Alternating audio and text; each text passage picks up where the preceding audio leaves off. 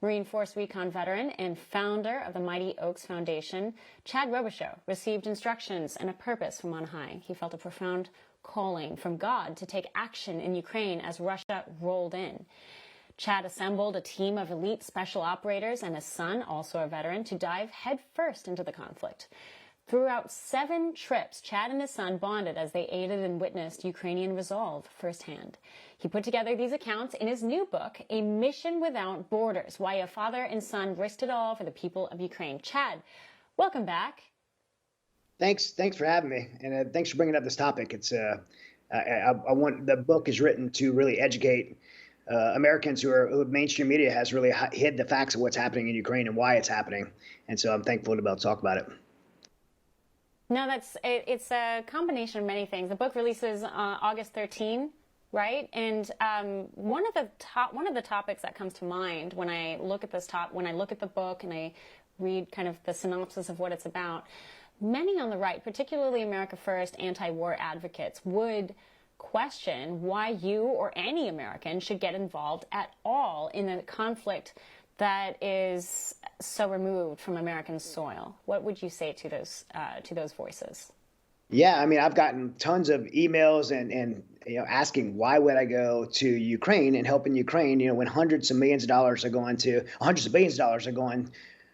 Ukraine and to a corrupt government. And I would say, yes, I agree. I think Zelensky's corrupt. And if we're surprised by that, right, we should read a history book.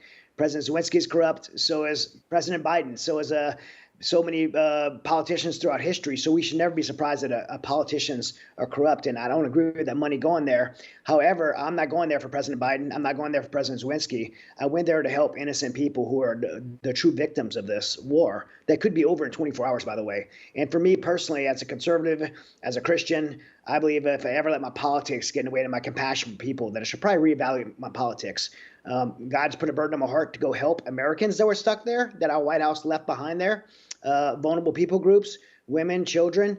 And I had the opportunity to go and help. And so we did. And we've been able to help a lot of people, including many Americans that are left behind and witnessed we know over 1 million people have died in Ukraine now, not a big mainstream media talking topic, but over have been killed. And most of these are civilians. And we have the opportunity to help. And so we have.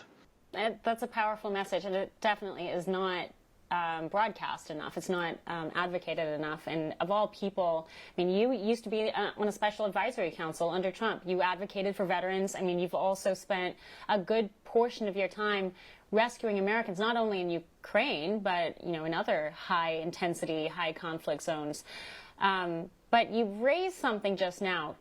And I think this is still an ongoing question. Can Trump truly put an end to this on day one? Well, you heard him say it in debate. I wrote it in that book, by the way, maybe a year before he said it on a debate stage, because I believed it to be true. The right commander-in-chief and that sits in the White House, the right leader of the free world that has the strength and power to influence our adversaries around the world through a position of strength, has the ability in something like Ukraine in 24 hours. And I think when you go back to how Ukraine started, you have to look at how it started. It started because President Biden took office. We saw what happened in Afghanistan with the withdrawal. The world saw, our enemies of the world saw how weak the leadership was and thought it was their time to act. President Putin put 100,000 troops in the eastern Ukrainian border. He flexed to see what the White House would do. When he did that, President Biden removed our U.S. troops from Ukraine. He closed our embassy and consulate, and the rest of the world followed, which left a green light for Putin across the border. A lot of people would say, in contrast to that we only had 160 U.S. troops there. What you have to understand is it doesn't matter if there's one U.S. troop there.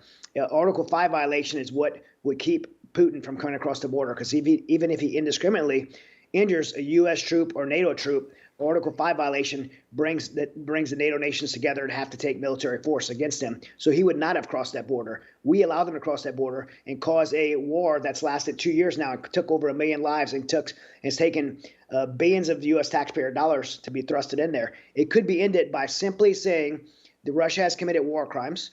They've and we know they have. I personally have eyewitness war crimes, and the White House knows this because it's been reported to them.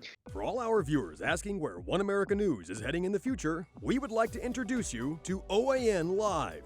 OAN Live is the best way to stay up to date on all of the hard-hitting, straight-shooting, national and international headlines, and the the best part is, OAN Live is only $4.99 per month.